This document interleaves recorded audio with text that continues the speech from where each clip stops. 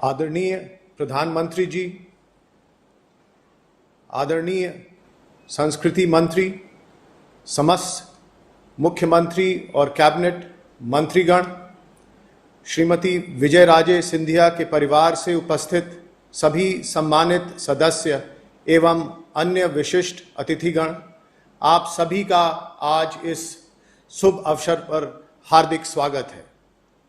महान शख्सियत श्रीमती सिंधिया सादगी और करुणा की मूर्ति थी। भारतीय राजनीति में उनके अनमोल योगदान को यादगार बनाने के लिए भारत सरकार आज उनके सम्मान में एक स्मृति सिक्का जारी कर रही है। इस अवसर पर संस्कृति राज्य मंत्री आदरणीय श्री प्रहलाद सिंह जी पटेल से आग्रह है कि आप अपने संबोधन के साथ कार्यक्रम का शुभारंभ करें। आदरणीय संस्कृति मंत्री। पूज्य राजमाता विजय राजे सिंधिया जी की जन्म शताब्दी वर्ष के पूर्ण होने के इस शुभ अवसर पर भारत सरकार ने 100 रुपये का स्मृति सिक्का जारी करने का निर्णय दिया था। इस अवसर पर हमारे दूरदर्शी एवं संकल्प के धनी माननीय प्रधानमंत्री जी के द्वारा इस सिक्के के लोकार्पण में अपनी उपस्थिति की स्वीकृति प्रदान की, यह हम सब के लिए गौरव एवं गर्व का क्षण है। मैं माननीय प्रधानमंत्री जी का संस्कृति मंत्रालय एवं मेरी ओर से हार्दिक स्वागत एवं अभिनंदन करता हूं। देश के राज्यों से 100 से अधिक स्थानों से पूज्य राजमाता साहब का सानिध्य पाने वाले महानुभाव जुड़े हैं। इस कार्यक्रम में माननीय श्री नड्डा जी का, वरिष्ठ केंद्रीय मंत्रियों, माननीय राज्यपाल गणों, माननीय मुख्यमंत्रियों, माननीय पूर्व मुख्यमंत्रियों, सांसद गणों एवं सभी पदाधिकारियों एवं अधिकारियों का स्वागत करता हूं।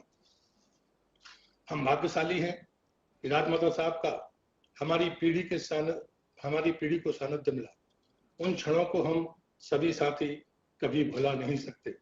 राजमाता जी के पास धन, पद और प्रतिष्ठा सब कुछ था, लेकिन अहंकार शून्य, ममत्व से भरा, सहज, सरल, सौम्य जीवन ही उनकी पहचान है। जो भी मिला वह उनसे प्रभावित हुए नहीं रह सका। मैंने पारस पत्थर तो नहीं देखा, और राजमाता को देखकर लगता था कि वे कार्यकर्ता से मिलती थी तो उसमें अपने स्नेह से उत्साह और ऊर्जा भर देती थी, और वह कार्यकर्ता स्वच्छता की राजनीति का नेतृत्व उस कार्यकर्ता के जीवन का संकल्प हो जाता था। मुझे आज भी स्मरण है, पहली बार जब 1987 में हमारी एक विशाल रैली की सफलता के बाद जब उन तक ये समाचार पहुंचाए गए, वो अखबारों के माध्यम से पहुंचे थे कि शायद कुछ लोग बिगड़ टिकट आए होंगे। वो प्लांट समाचार थे। हम लोग जो अपनी बात कह रहे थे तो उनकी प्रेम की डांट हमने सुनी, लेकिन जवाब हमारे पास यही था। लेकिन अचानक नाना जी वहां पहुंचे और उन्होंने जो बात को स्पष्ट किया, वही डांट उस ममत्व भरे प्रेम में बदल गई, और हम सबके सिर पर वो प्रेम का हाथ ऐसा फेरा गया, वो ममत्व आज भी हमारी पूरी टीम भूल नहीं सकती। और इसलिए मैं मानता हूं कि ऐसे व्यक्तित्व के प्रति भारत सरकार ने जो फैसला किया, विशेषकर आदरणीय प्रधानमंत्री जी ने जो इस अवसर पर अपनी उपस्थिति दी है, मैं फिर से उनका स्वागत करता हूं और अभिनंदन करता हूं और प्रार्थना करता हूं कि उस सिक्के को जारी करने की कृपा करें। धन्यवाद सर। अब मैं आदरणीय प्रधानमंत्री जी से सादर अनुरोध करता हूं कि वे श्रीमती विजय राजे सिंधिया की स्मृति में सिक्का जारी करके कार्यक्रम को यादगार बनाएं। आदरणीय प्रधानमंत्री।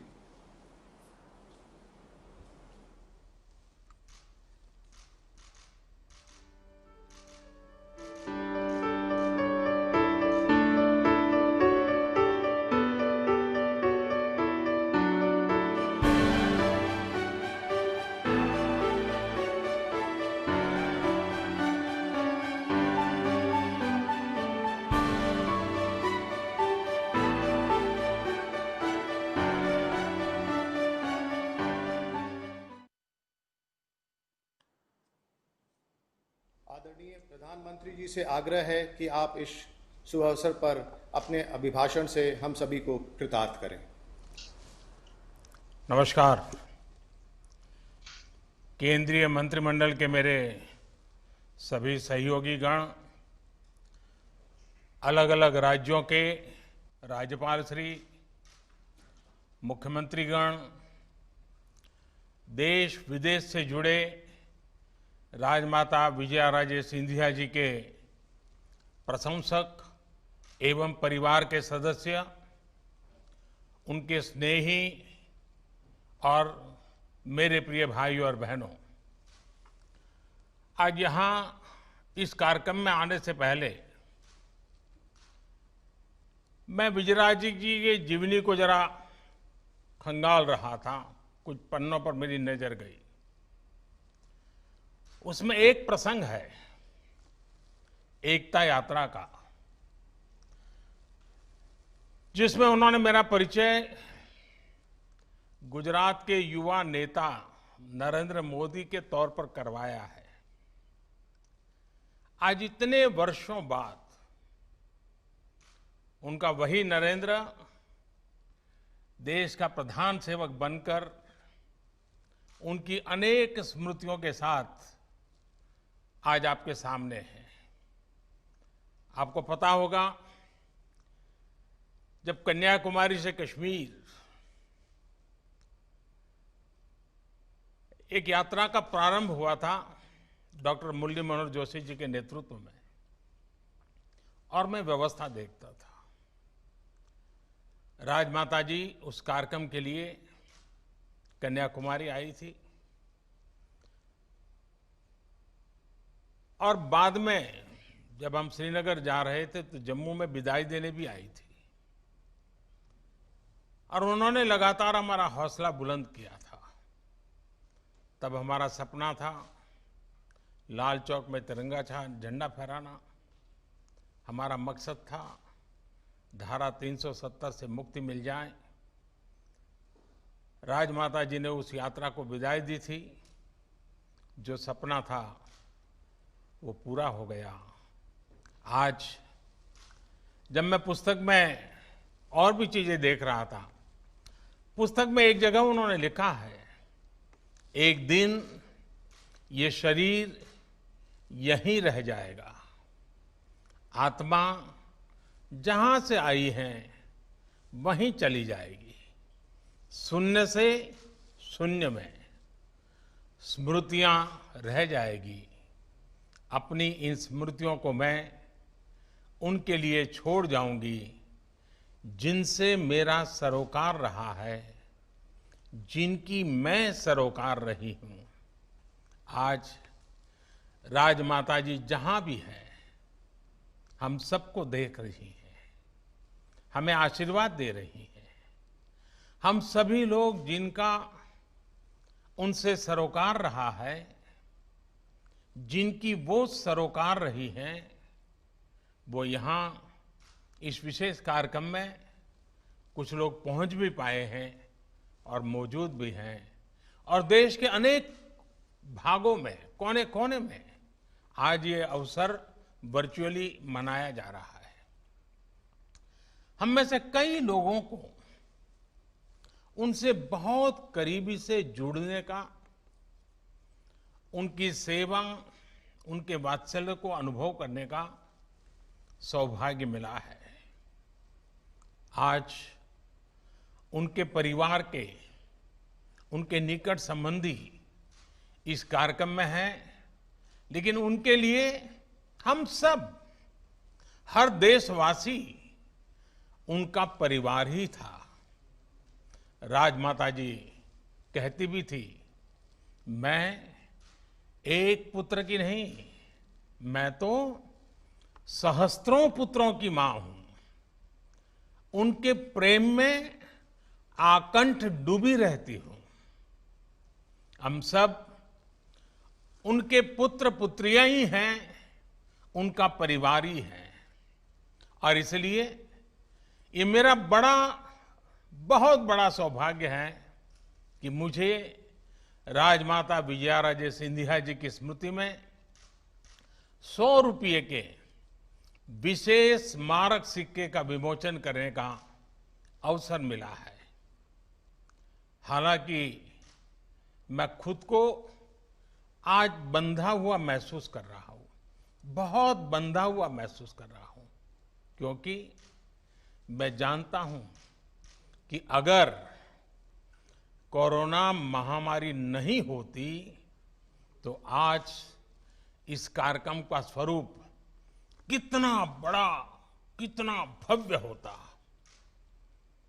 लेकिन ये बात मैं जरूर मानता हूं, जितना मेरा राजमाता साहब के साथ संपर्क रहा है, कार्यक्रम भव्य तो नहीं कर पा रहे हैं, लेकिन ये कार्यक्रम दिव्य जरूर है, उसमें दिव्यता है। साथियों, पिछली शताब्दी में भारत को दिशा देने वाले कुछ एक व्यक्तित्वों में राजमाता विजयाराजे सिंधिया भी शामिल थी। राजमाता जी केवल वात्सल्य मूर्ति ही नहीं थी, वो एक निर्णायक नेता थी और कुशल प्रशासक भी थी। स्वतंत्रता आंदोलन से लेकर आजादी के इतने दशकों तक भारतीय राजनीति के हर अहम पड़ाव की वो साक्षी रही। आजादी से पहले विदेशी वस्त्रों की होली जलाने से लेकर आपातकाल और राम मंदिर आंदोलन तक राजमाता के अनुभवों का व्यापक विस्तार रहा है। हम सभी जो उनसे जुड़े रहे हैं, जो उनके करीबी रहे हैं, वो उन्हें भली भांति जानते हैं, उनसे जुड़ी बातों को अच्छी तरह जानते हैं। लेकिन ये भी बहुत जरूरी है कि राजमाता की जीवन यात्रा को, उनके जीवन संदेश को देश की आज की पीढ़ी भी जाने, उनसे प्रेरणा ले, उनसे सीखे। इसलिए उनके बारे में, उनके अनुभवों के बारे में बार बार बात करना आवश्यक है। कुछ दिन पहले मन की बात कार्यक्रम में मैंने बहुत विस्तार से उनके स्नेह पर चर्चा की थी। विवाह से पहले राजमाता जी किसी राज परिवार से नहीं थी, एक सामान्य परिवार से थी। लेकिन विवाह के बाद उन्होंने सबको अपना भी बनाया और ये पाठ भी पढ़ाया कि जन सेवा के लिए, राजकीय दायित्वों के लिए किसी खास परिवार से मैं जन्म लेना ही जरूरी नहीं होता।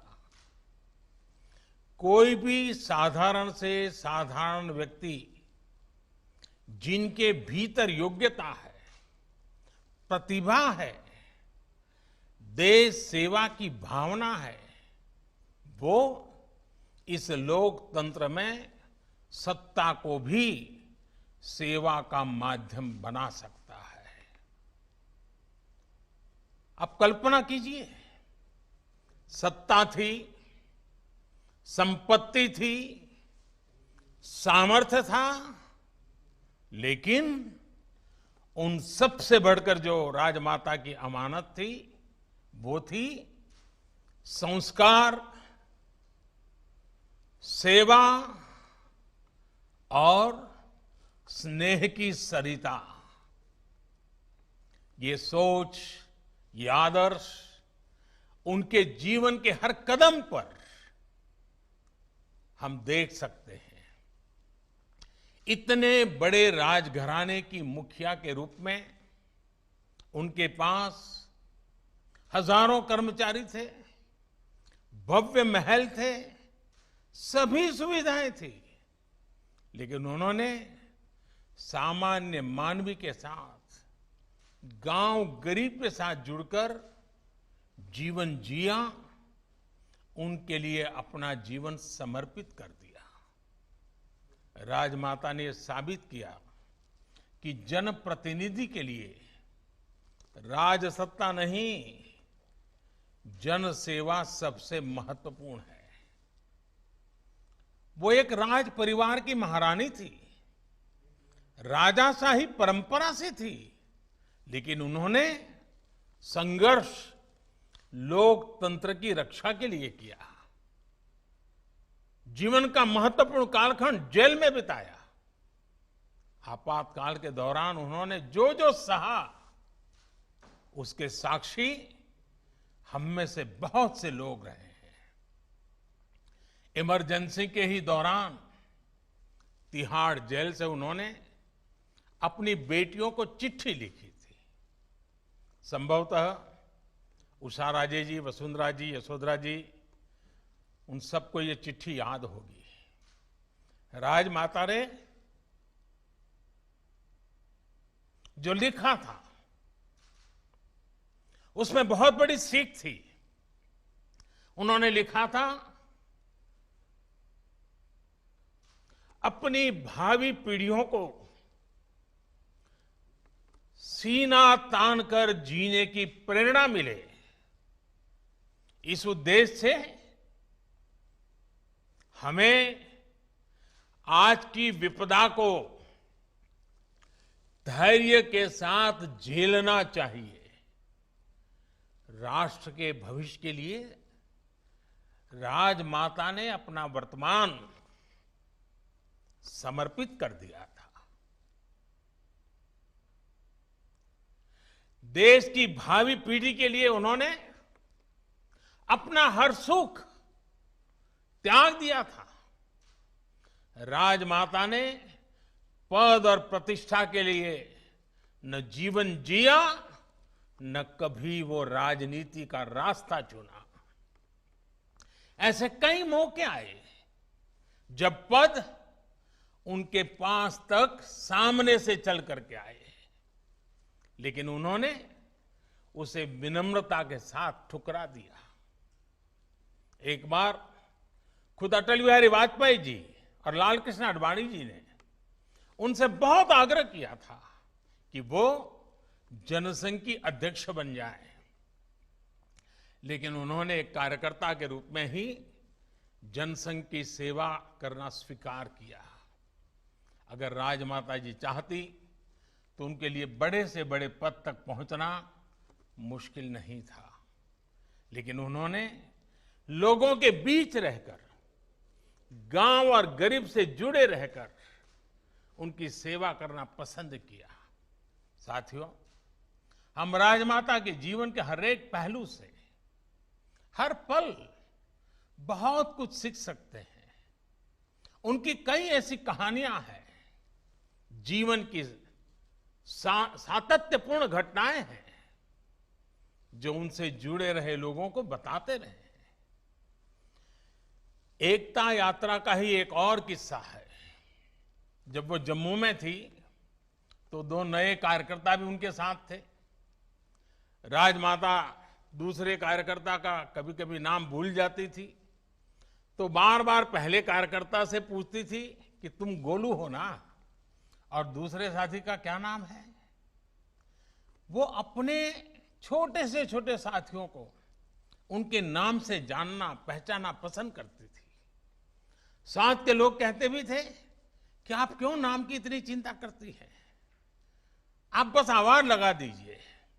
लेकिन राजमाता उन्हें जवाब देती थी कि मेरे कार्यकर्ता मेरी मदद कर रहे हैं और मैं उन्हें पहचानूं तक नहीं, ये तो ठीक बात नहीं होगी। मुझे लगता है कि सामाजिक जीवन में अगर आप हैं, फिर चाहे आप किसी भी दल से, किसी भी पार्टी से हो, सामान्य से सामान्य कार्यकर्ता के प्रति ये सोच, ये भाव हम सभी के मन में होना ही चाहिए। अभिमान नहीं, सम्मान, ये राजनीति का मूल मंत्र उन्होंने जी करके दिखाया है। साथियों, राजमाता, उनके जीवन में अध्यात्म का अधिष्ठान था। आध्यात्मिकता के साथ उनका जुड़ाव था। साधना, उपासना, भक्ति उनके अंतर मन में रची बसी थी। लेकिन जब वो भगवान की उपासना करती थी तो उनके पूजा मंदिर में एक चित्र भारत माता का भी होता था। भारत माता की भी उपासना उनके लिए वैसे ही आस्था का विषय था। मुझे एक बार उनसे जुड़ी एक बात कुछ साथियों ने बताई थी, और मैं जब उस बात को याद करता हूं तो मुझे लगता है मैं भी आपको बताऊं। एक बार वो पार्टी के कार्यक्रम में मथुरा गई थी। स्वाभाविक था कि वहां राजमाता बांके बिहारी जी के दर्शन करने भी गई। मंदिर में उन्होंने बांके बिहारी जी से जो कामना की, उसका मर्म समझना बहुत आवश्यक है। राजमाता ने तब भगवान कृष्ण से प्रार्थना करते हुए क्या कहा? हम सब के लिए राजमाता के जीवन को समझने के लिए बात बहुत बड़ी काम आने वाली है। वो भगवान कृष्ण के सामने खड़ी हैं, बड़े भक्ति भाव से खड़ी हैं, आध्यात्मिक चेतना जग चुकी है, और वो भगवान कृष्ण के सामने क्या प्रार्थना करती? वो कहती है, हे कृष्ण, ऐसी बांसुरी बजाओ, ऐसी बांसुरी बजाओ कि पूरे भारत के सब नर नारी फिर से जागरूक हो जाएं। आप सोचिए, अपने लिए कोई कामना नहीं की, जो चाहा देश के लिए चाहा, जन जन के लिए चाहा, और वो भी चेतना जगाने की बात की। जो कुछ भी किया देश के लिए किया। एक जागरूक देश के नागरिक क्या कुछ कर सकते हैं, वो ये जानती थी, समझती थी। आज जब हम राजमाता जी का जन्म शताब्दी मना रहे हैं, पूर्णता की ओर हैं, तो हमें संतोष है कि भारत के नागरिकों की जागृति को लेकर उनकी जो कामना थी, बांके बिहारी में उनकी जो प्रार्थना थी, वो आज लग रहा है कि धरातल पर चेतना के रूप में अनुभव हो रही है। बीते वर्षों में देश में जो अनेकों परिवर्तन आए हैं, जो अनेकों अभियान और योजनाएं सफल हुई है, उसका आधार ये जन चेतना है, जन जागृति है, जन आंदोलन है। राजमाता जी के आशीर्वाद से देश आज विकास के पथ पर आगे बढ़ रहा है। गांव, गरीब, दलित, पीड़ित, शोषित, वंचित, महिलाएं आज देश की पहली प्राथमिकता में है। नारी शक्ति के बारे में तो वो विशेष तौर पर कहती थी कि जो हाथ पालने को झुला सकते हैं, वह विश्व पर राज भी कर सकते हैं। आज भारत की यही नारी शक्ति हर क्षेत्र में आगे बढ़ रही है, देश को आगे बढ़ा रही हैं। आज भारत की बेटियां फाइटर जेट्स उड़ा रही हैं, नेवी में युद्ध की भूमिकाओं में अपनी सेवाएं दे रही हैं। आज 3 तलाक के खिलाफ कानून बनाकर देश ने राजमाता जी की उस सोच को, नारी सशक्तिकरण के उनके प्रयास को और आगे बढ़ाया है। देश की एकता, अखंडता के लिए कश्मीर, भारत की एकता का सपना के लिए उन्होंने जो संघर्ष किया, जो प्रयास किया, उसका परिणाम आज हम देख रहे हैं।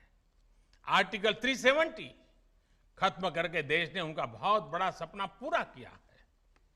और ये भी कितना अद्भुत संयोग है कि राम जन्मभूमि मंदिर निर्माण के लिए उन्होंने जो संघर्ष किया था, उनकी जन्म शताब्दी के साल में ही उनका ये सपना भी पूरा हुआ है। और जब राम जन्मभूमि की बात निकली है, तो मैं जरूर कहना चाहूंगा कि जब आडवाणी जी सोमनाथ से अयोध्या की यात्रा के लिए चले थे और राजमाता साहब उस कार्यक्रम में रहे, ये हम सबकी भी इच्छा थी और राजमाता जी भी चाहती थी कि ऐसे महत्वपूर्ण अवसर पर उनका होना चाहिए। लेकिन कठिनाई ये थी, उन समय नवरात्रि के पर्व चल रहे थे और राजमाता साहब नवरात्रि में अनुष्ठान करती थी और वो जिस स्थान पर अनुष्ठान करती थी वहां पूरा अनुष्ठान के समय छोड़ती नहीं थी। तो राजमाता साहब से जब मैं बात कर रहा था, उन्होंने कहा देखो भाई मैं तो नहीं आ पाऊंगी लेकिन मुझे आना जरूर है। तो मैंने कहा रास्ता बताइए। उन्होंने कहा मैं पूरी नवरात्रि के लिए ग्वालियर से निकल करके सोमनाथ जाकर के रहना चाहती हूँ और वहीं पूरी नवरात्रि करूंगी और वहीं से जब नवरात्रि के दरमियान ही ये यात्रा का प्रारंभ हो रहा है तो वहीं मैं कार्यक्रम में शरीक हो जाऊंगी। और राजमाता जी का वो उपवास भी बड़ा कठिन रहता था। मैं उस समय नया नया राजनीति में आया था, एक कार्यकर्ता के रूप में व्यवस्थाएं देखता था। मैंने राजमाता साहब की सोमनाथ की व्यवस्था संभाली और वो समय था जब मुझे राजमाता साहब के अति निकट आने का अवसर मिला था और मैंने देखा था कि उस समय उनका ये पूरी पूजा, पूरा नवरात्रि का उनका अनुष्ठान एक प्रकार से ये अयोध्या रथ यात्रा को और राम मंदिर को समर्पित कर दिया था उन्होंने। वो सारी चीजें मैंने अपनी आंखों से देखी थी। साथियों, राजमाता विजया राजे सिंधिया जी के सपनों को पूरा करने के लिए हम सभी को मिलकर इसी गति से आगे बढ़ना है। सशक्त, सुरक्षित, समृद्ध भारत उनका सपना था। उनके इस सपनों को हम आत्मनिर्भर भारत की सफलता से पूरा करेंगे। राजमाता की प्रेरणा हमारे साथ है, उनका आशीर्वाद हमारे साथ है। इन्हीं शुभकामनाओं के साथ मैं आप सभी का बहुत बहुत धन्यवाद करता हूं और राजमाता साहब ने जिस प्रकार का जीवन जिया है, कल्पना कीजिए आज एक तहसील का अध्यक्ष बन जाता है ना, उसका भी मिजाज क्या बन जाता है। और राजमाता इतने बड़े घराना, इतनी बड़ी सत्ता संपत्ति, सबके बाद जिन्होंने उनके निकट का देखा है, क्या नम्रता थी, क्या विवेक था, क्या संस्कार थे, जीवन को प्रेरणा देने वाले। आइए हमारी नई पीढ़ी के साथ इन बातों की चर्चा करें। और मुद्दा सिर्फ किसी राजनीतिक दल का नहीं है, ये हमारी आने वाली पीढ़ियों के लिए है। आज भारत सरकार का ये सौभाग्य है कि हमें राजमाता जी के सम्मान में ये सिक्का देश के सामने रखने का अवसर मिला है। मैं फिर एक बार राजमाता जी को आदरपूर्वक नमन करते हुए मेरी वाणी को विराम देता हूं। बहुत बहुत धन्यवाद। बहुत बहुत आभार आदरणीय प्रधानमंत्री जी का, जिन्होंने इस समारोह में आपका इस समारोह में शामिल होने का। सभी सम्मानित जनों का भी हृदय से धन्यवाद करता हूं मैं, जिन्होंने अपना बहुमूल्य समय निकालकर इस समारोह की शोभा बढ़ाने के लिए समय निकाला। बहुत बहुत आभार। नमस्कार।